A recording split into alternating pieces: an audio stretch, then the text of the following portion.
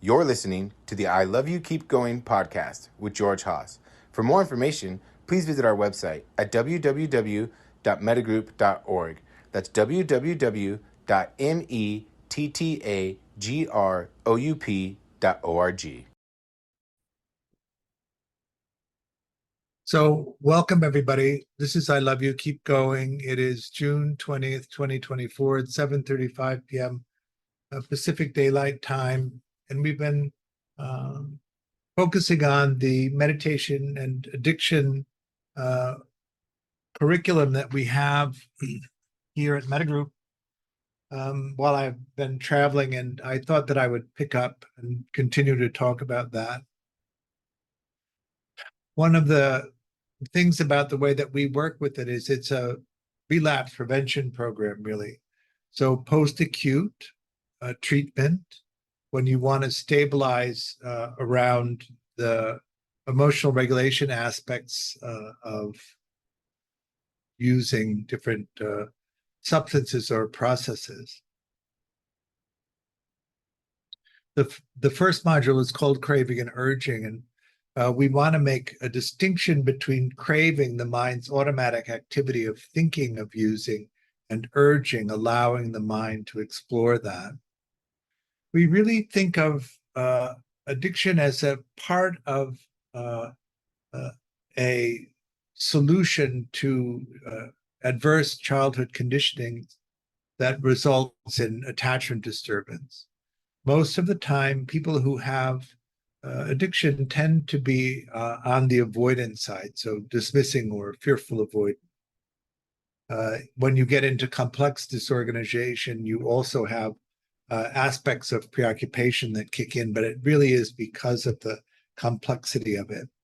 There is in one aspect of preoccupation a tendency toward process addictions, and that's really when the involving aspect that leads to preoccupation is combined with a rejecting aspect on the part of the caregiver.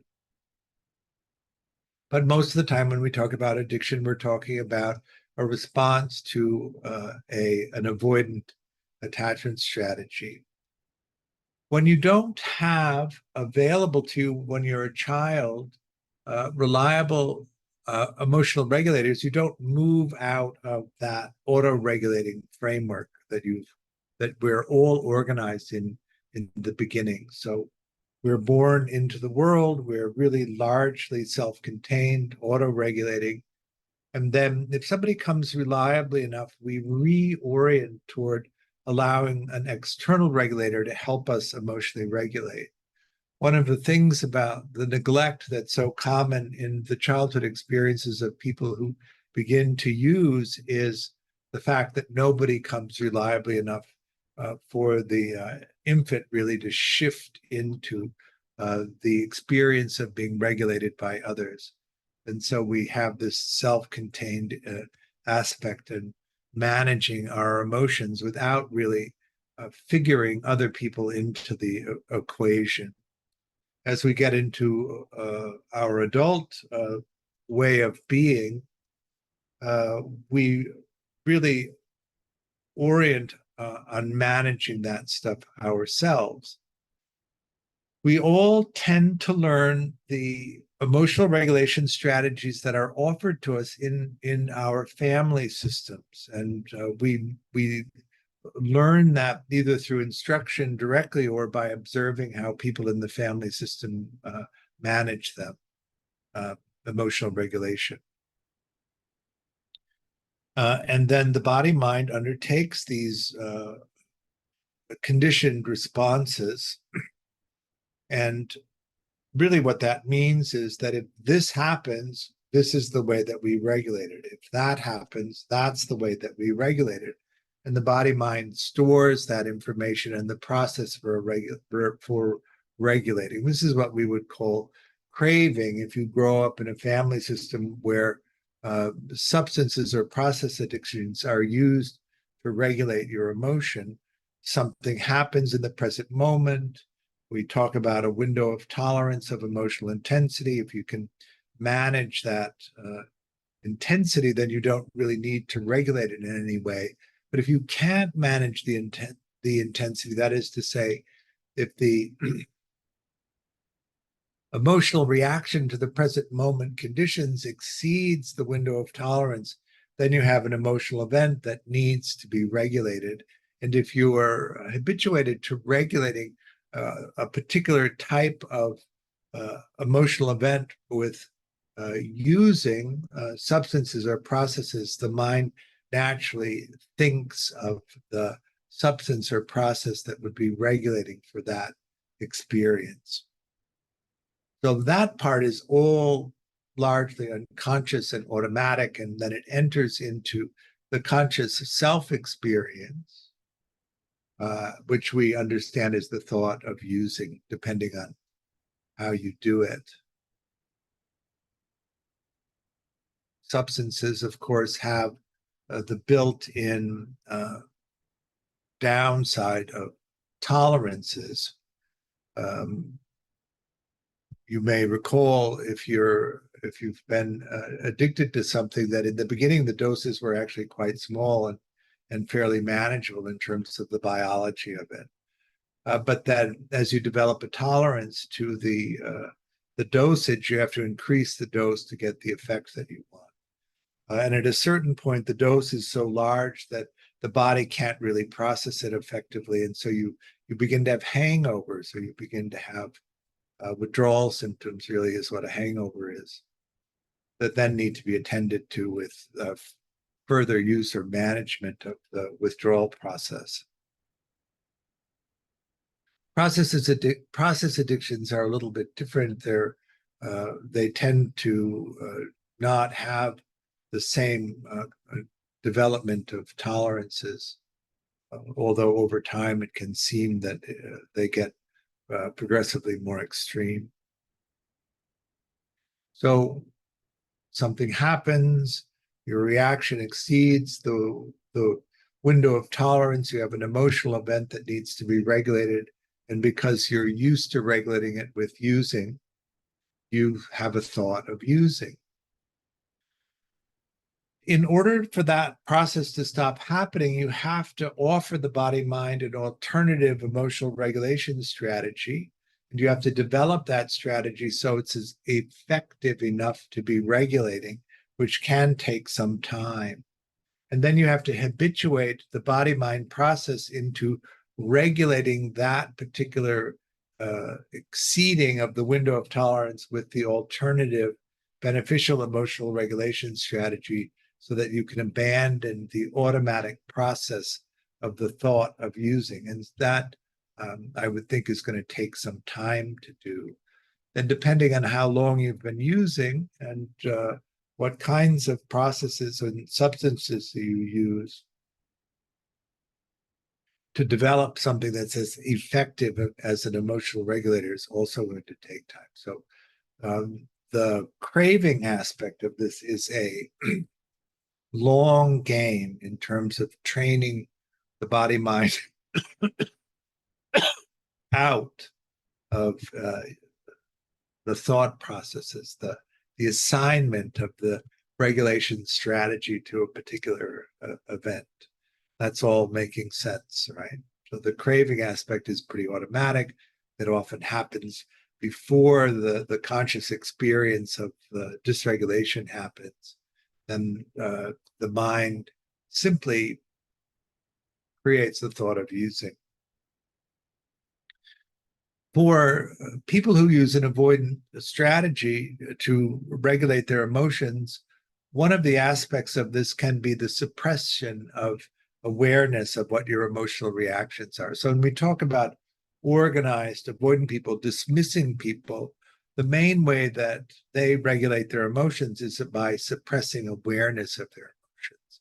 So what that experience is often like is just a thought of using out of the blue with no real awareness that it's an emotional regulation strategy, because the experience of the emotion itself has been suppressed. So it's just this out of the blue thought of using. In disorganized people, so fearful avoidant people or complexly disorganized people, there is some awareness of emotion, but it's often such a chaotic experience. It's hard to associate the overwhelming emotional response to the present moment with the thought of using. And so what we're looking to do is develop real sensory clarity around the emotional system that we operate in, so that we can see these moments of reaction that exceed the window of tolerance and link it to the automatic response of which emotional regulation strategy we're going to use. And if it's a substance or process, understanding that if I react in this way to the conditions of the present moment, I'm likely to think of using. One of the things that happens if you have a long history of using substances and processes to regulate your emotions, a large swath of the territory of regulating is going to be assigned to addictive strategies. And so it can seem like everything triggers the thought of using because of the period of time in which you've been conditioned to use, as a way of avoiding the requirement of people to help regulate. So we think of, and I've heard this a couple of times this week, so I think it's also catching on, or maybe it has caught on for a while, but the opposite of addiction is connection. The gold standard for regulating emotions is to form intimate relationships with people that are good at regulating you. And when you become dysregulated, to seek contact with the person so that they can help you come back into emotional balance. So ultimately, the way out of addiction is into the way of relating to other people, so that you don't require an external regulating process or a substance in order to take care of the emotional dysregulation, particularly for dismissing people, which is the organized end of people who get addicted. If there's no awareness of the emotional experience, then it's very hard to tie and the reaction to the present moment to the thought of using. That's one of the initial insights, to draw into conscious awareness the moment by moment experience of emotion. Is that all making sense so far? So we begin to think of it as the automatic assignment of regulating strategies to emotional experiences which exceeds the window of intolerance, or the window of tolerance that exceeds the intensity of emotional experience that you can manage. And the way out of that is to begin to develop emotional regulation strategies that are beneficial, so that you can stop the afflictive strategy and replace it with a beneficial strategy.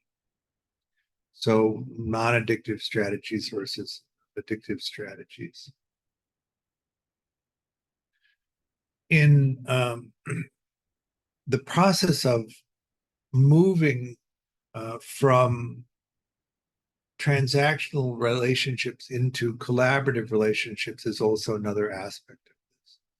Most people who are dismissing or disorganized or complexly disorganized don't operate on collaborative relationships. They operate on transactional relationships. If you're dismissing, and largely disorganized people operate on a basis of trauma bonding based relationships. And so we need to begin to learn the skills of collaborative relationships and move ourselves in the direction of functioning in collaborative relationships in order to really move out of the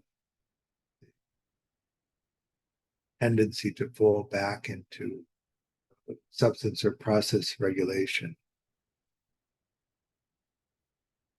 This will take some time, and we want to move in that direction in a reasonable pace, I think.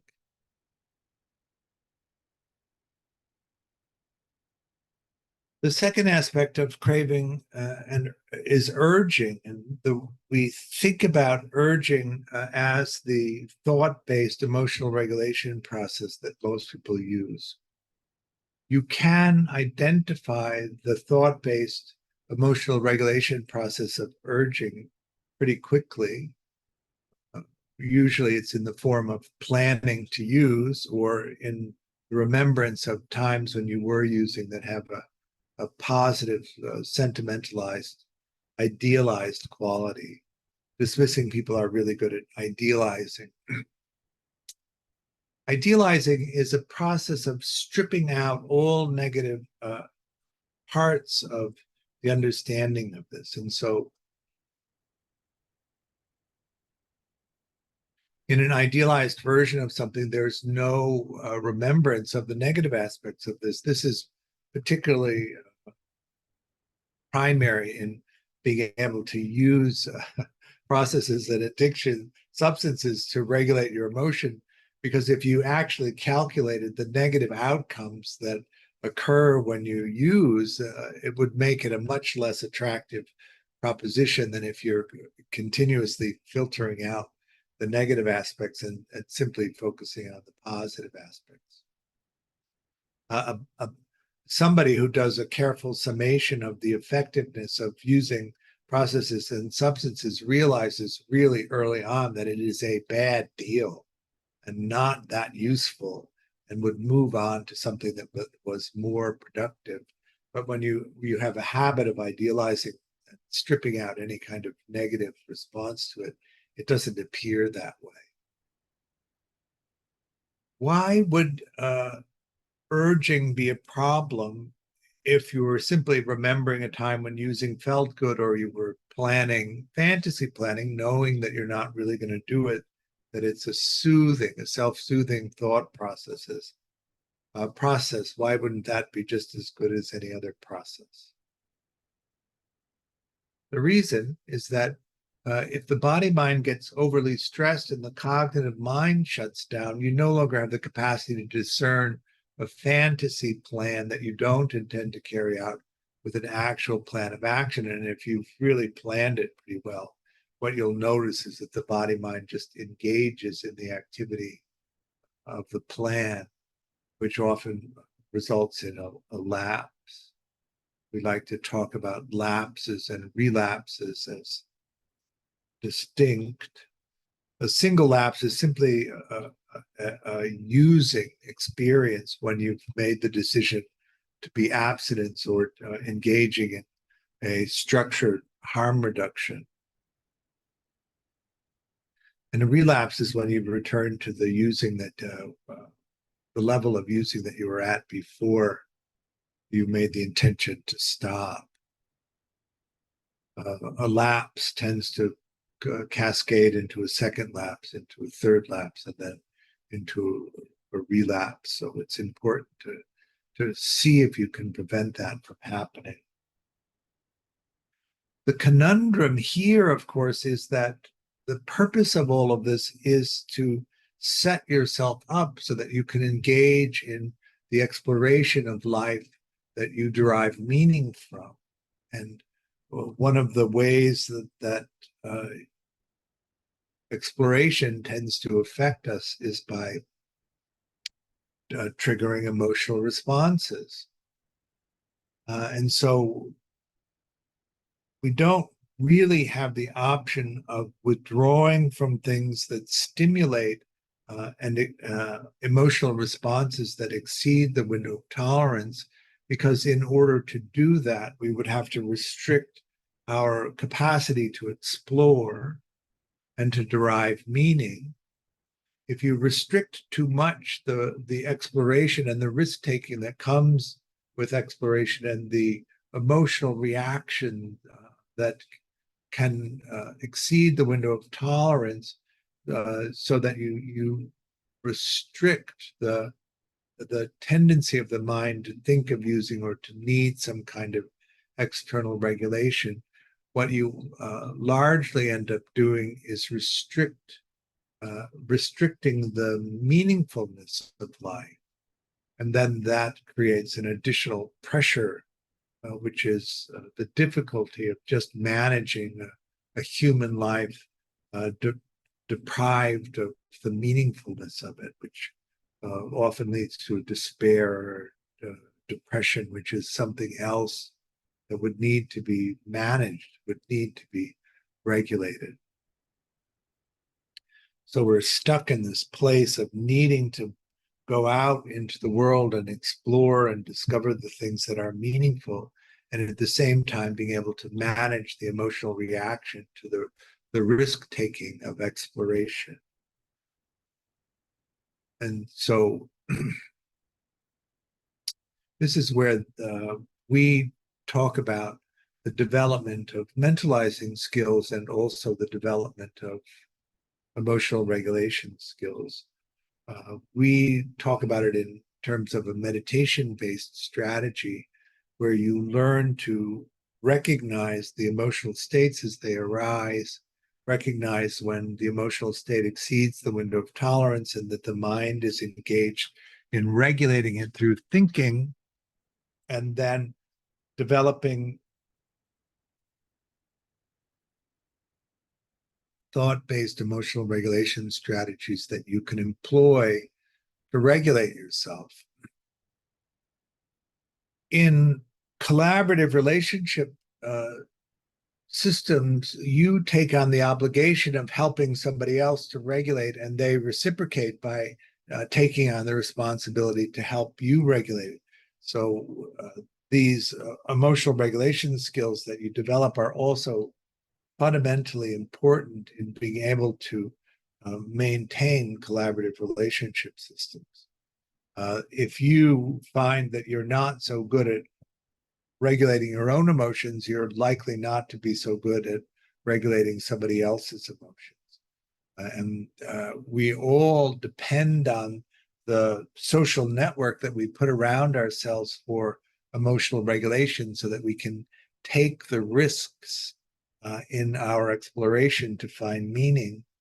And if you're unable to provide that for somebody else, or when they come back from their emotional when they come back from their exploration dysregulated, and we don't have the capacity then to help them re-regulate it. In fact, their dysregulation dysregulates us, then we might unconsciously or consciously begin to restrict their exploration. It's too dangerous.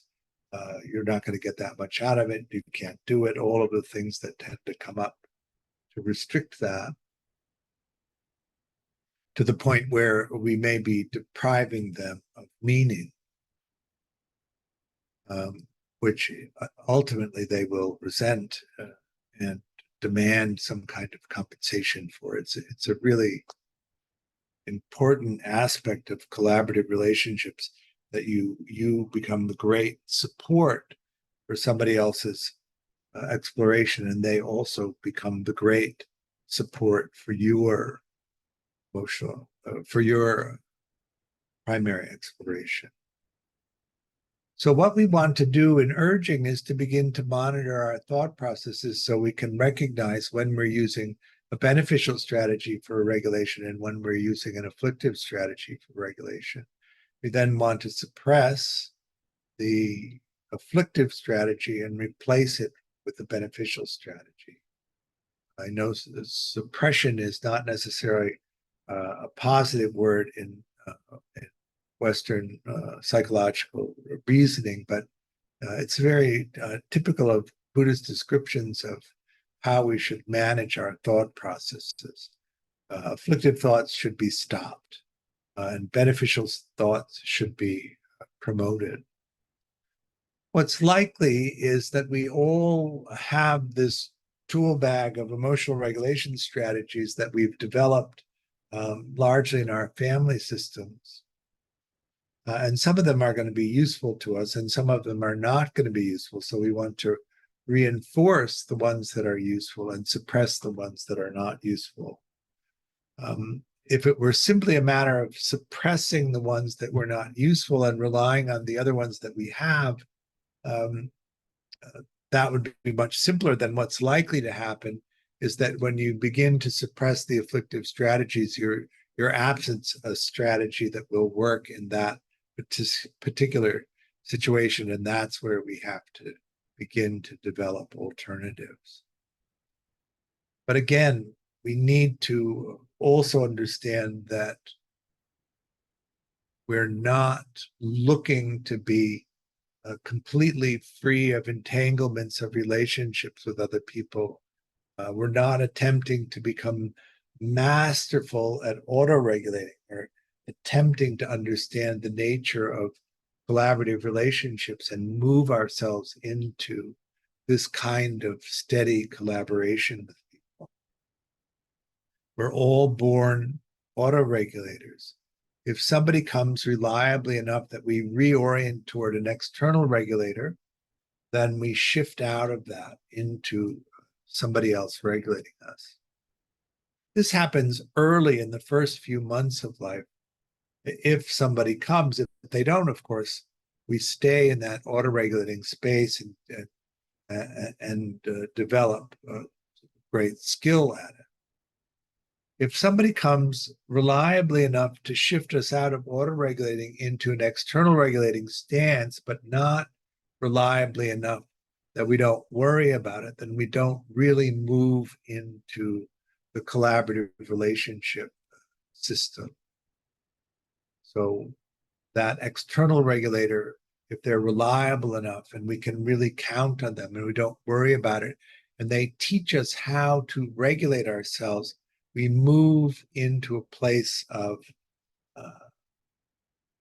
developing these emotional regulation skills. And when we have a wide enough range of skills, we say that we've developed self-mastery, that we can regulate ourselves in a lot of situations. Christian? George, do you have some thoughts on the potentially getting too dependent on this suppression if one starts to do that? Or do you find that people that use that that seems like a kind of, it could be of an avoidant strategy, kind of in the spiritual bypassing way if one was too dependent on it. And so I wonder if that just tends to work out where that's kind of like a little crutch and then people move on to kind of more wholesome social strategies, or if there are some kind of things to be careful of when engaging in that kind of strategy. So if we were to characterize spiritual bypassing in this way, we would, and wanted to reflect on it in attachment terms, we'd probably call it idealization. So it's a stripping out of all negative aspects and reinforcing only the positive aspects, which is not at all what I'm suggesting that people do. Really, we want to open it up to the full range of experiences, including all of what we might characterize as negative and all of what we characterize as positive. In the difference between auto-regulating and a collaborative relationship system is that you're largely dependent on yourself and also externalizing experiences into processes or substances. So usually when you live a life that where you're actually engaging in the world and you're an auto-regulator, you don't have the capacity to regulate yourself. When something exceeds the window of tolerance and you can't bring yourself back into emotional regulation, it's at that moment that you enter into the substances or process world to regulate yourself. In a collaborative relationship system, you engage in self-mastery and develop really robust skills at emotionally regulating. But when you exceed the window of tolerance, exceed the capacity to regulate yourself, and you can't bring yourself back into balance, you don't turn toward substances and processes, you turn toward other people to help you regulate.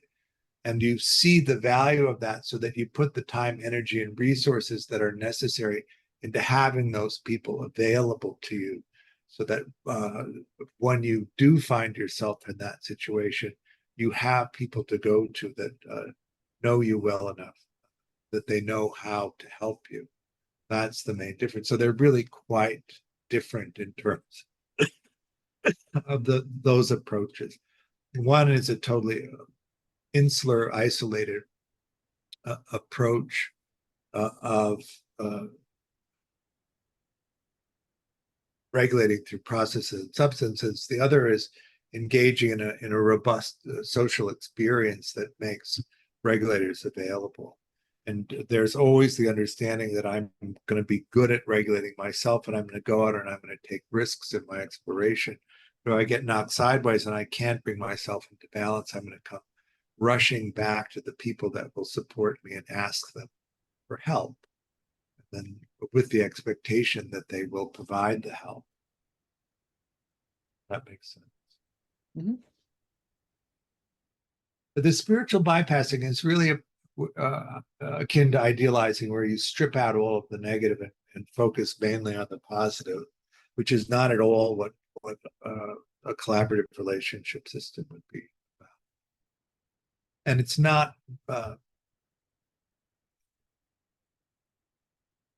limiting risk so that there's no upheaval, which is also part of the spiritual bypass process. We George, want to take.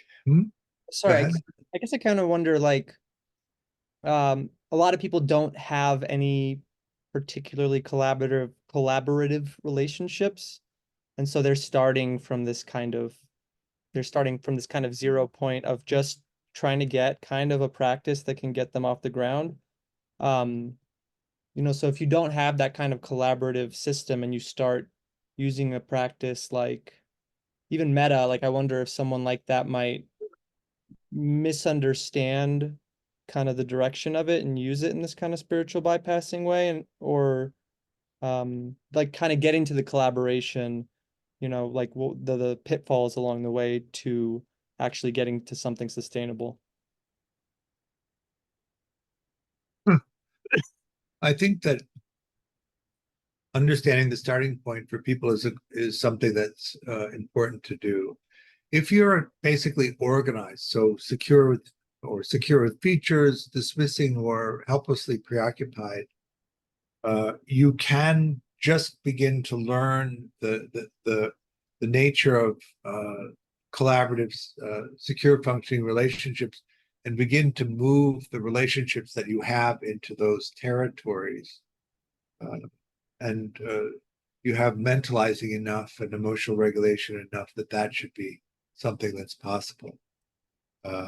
And then you can begin to do the deep work of changing the underlying attachment conditioning. I don't find that this is so true of people who are disorganized or complexly disorganized. And it might be better for people in that category to begin to do the mentalizing and emotional regulation practices first, and then begin to move into trying to develop the social network. Mm-hmm. So if you look at the 12-step model for recovery from addiction, one of the main aspects of that approach is the social network that's available. And there's no requirement for joining the group in that way. And also there's a lot of people in the group, so that if you have difficulty in managing relationships initially, there's a lot of choice in terms of who's available to you, depending on where you live, of course. And so that you can begin a process of practicing and attempting to develop relationships in that context, which is very useful. So in the meditation side of things, it's I'm wondering how this will resolve after the closing of most of these meditation communities because of COVID, whether we'll open them up again. I know in Los Angeles, Inside LA has just opened up again, but not so many of the other communities that were there. And so finding a place where you can go in a group environment that isn't so dependent on your individual contribution to it continuing, so that you can come into it and get the support that way as you begin to do the basic work of changing your orientation to relationships. Disorganized people have usually are organized around trauma bonding. Trauma bonding is where you tend to recognize patterns of relationship that are around the abuse or trauma that you experienced, and operate in those dynamics. And there's a big shift out of that into something that's more collaborative, that takes time to recognize. Also, disorganized people, their mentalizing and emotional regulation skills are also not as well developed as organized people are, so that the focus there, it just on the basics is a better idea, I think. It's easy to get swept up in the currents of emotional responses to relationships that overwhelm the capacity to manage them. So that early period of the basic development is important, but it can't really be done in social isolation. So the reliance on the support of groups is a good idea.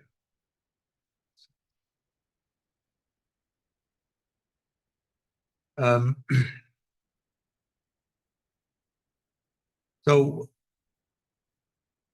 the thought of using, we think of as the habit of how emotions are regulated when they exceed the window of tolerance. We tend to learn the use of substances and processes in the family systems we grow up in, because our family systems use those processes.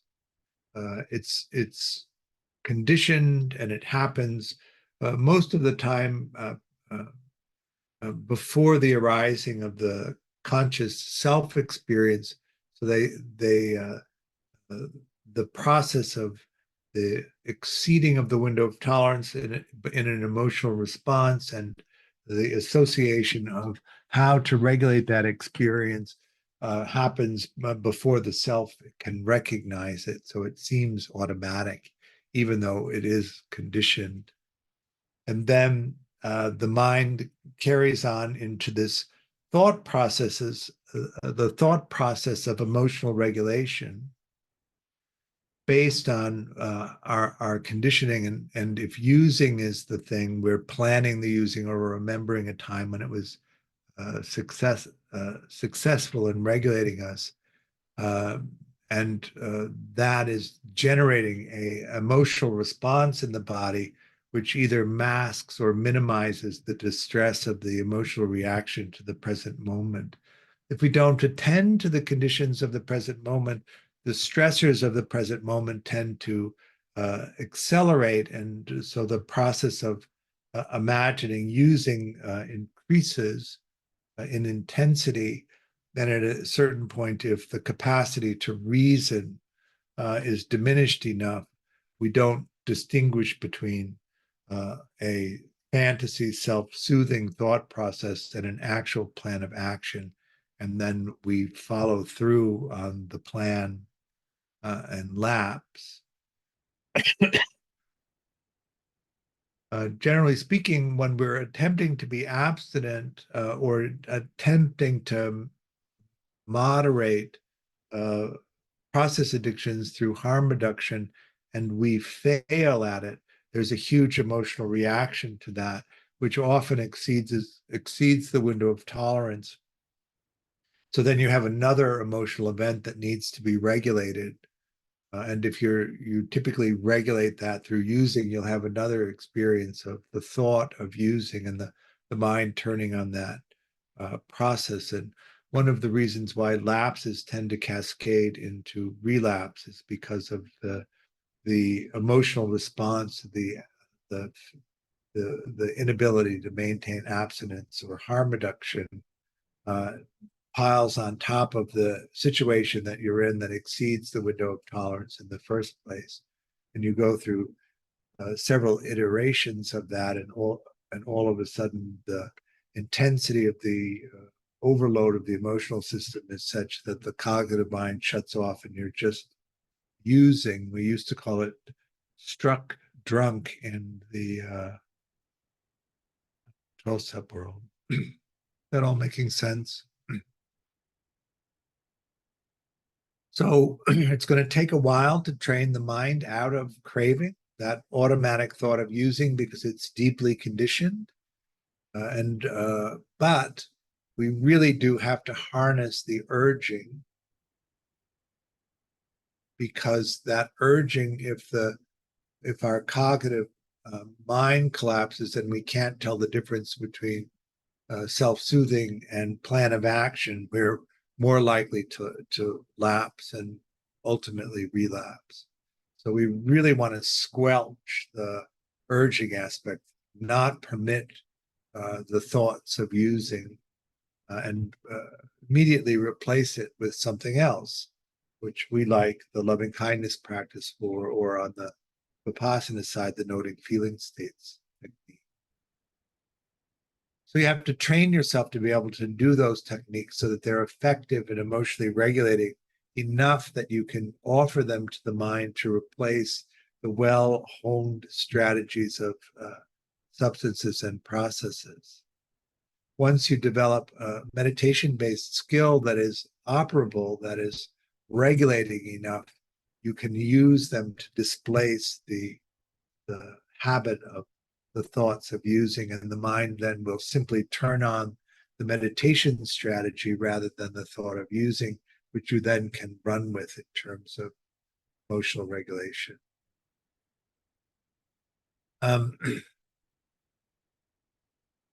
Why don't we do some meditation?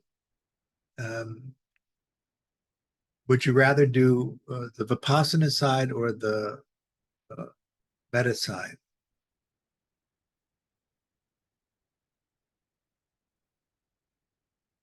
Art? The thing about low participation democracies is it's often carried by one vote.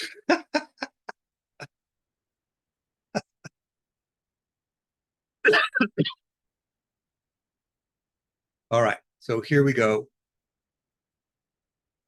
We're going to do some loving kindness practice. We'll start with an easy person and then go to self. So go ahead and settle in, taking your meditation posture for a loving kindness practice.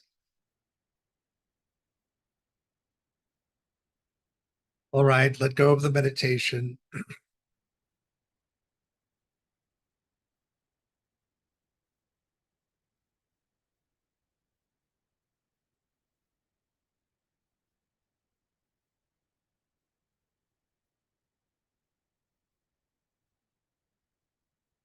Any comments or questions on the meditation we did?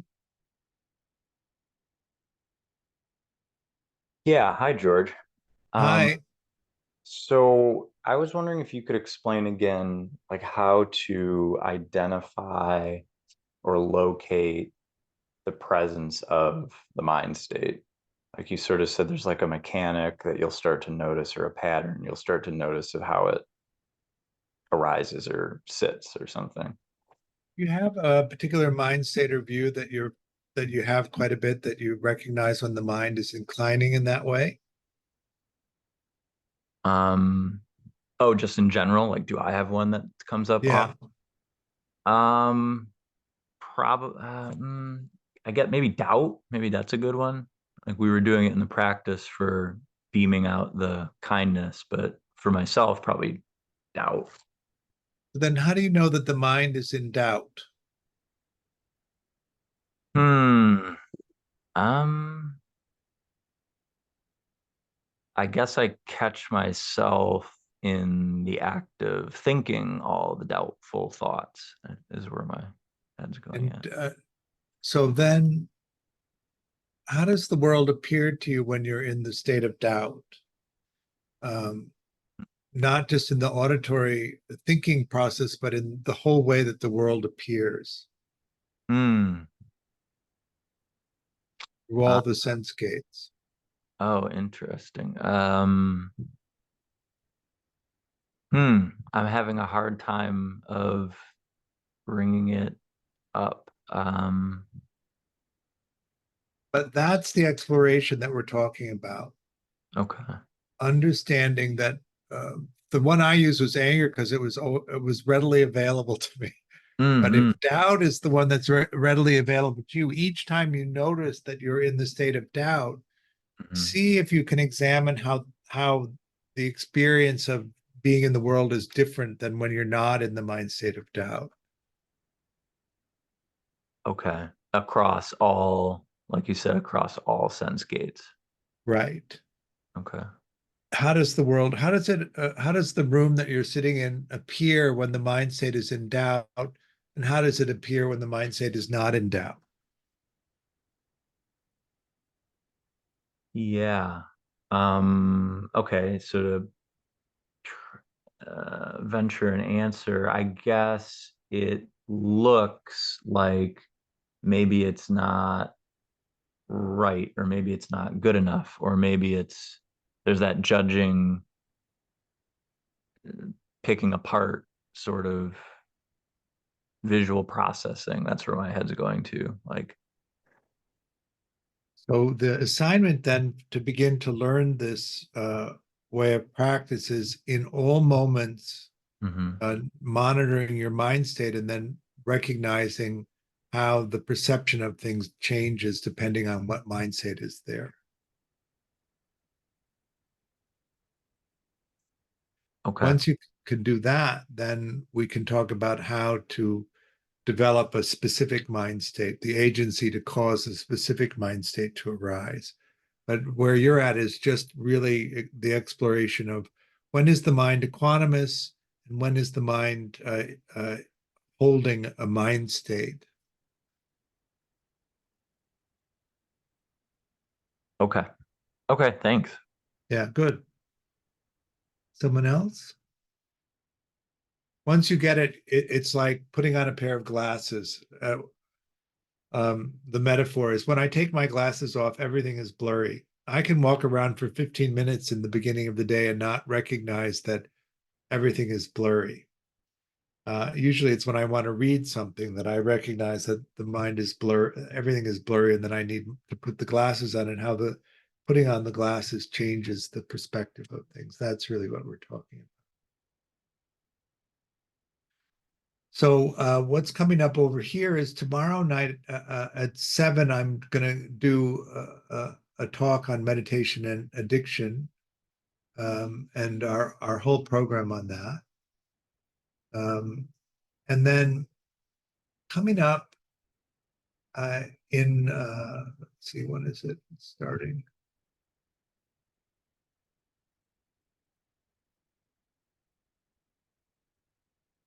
On August 6th, we have a new level 2 starting on Tuesday afternoons at 4:30. And then in September, we have one starting on the 6th of September on Friday morning at 10:30 a.m. So those are the two things that are coming up there. We are going to also start for the first time a level 2 meditation and addiction class, and it's a little different than we've done. I used to do this class quite often in rehabs, but we haven't done it since I've stopped working there. But on July 29th, we're going to start a meditation and addiction intensive, which will meet 3 times a week. So from 6 to 7 p.m. Pacific time, Monday, Wednesday, and Friday for 12 weeks to go through our meditation and addiction curriculum in an intensive. I'm quite excited about this because I think that it's a useful offering, and would be nice to find a way to do it so that people can come to it and get all the way through it. Because of the nature of the conditioning that leads to addiction, we find that the 6-month, every other week presentation of the class doesn't really work for people because it's the distances between the meetings are too great. But that it does work really well with that closeness of repetition. So I'm excited to see whether we can get that to take off. Anyway, that's what's happening around here. Really thank you for your practice.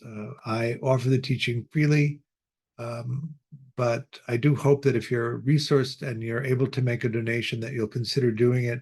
There's a link on the website for that. Any amount is helpful. It supports me and also the work Mettagroup is doing. Thanks so much, and we'll see you soon. Bye. Thank you, George. Thank you all.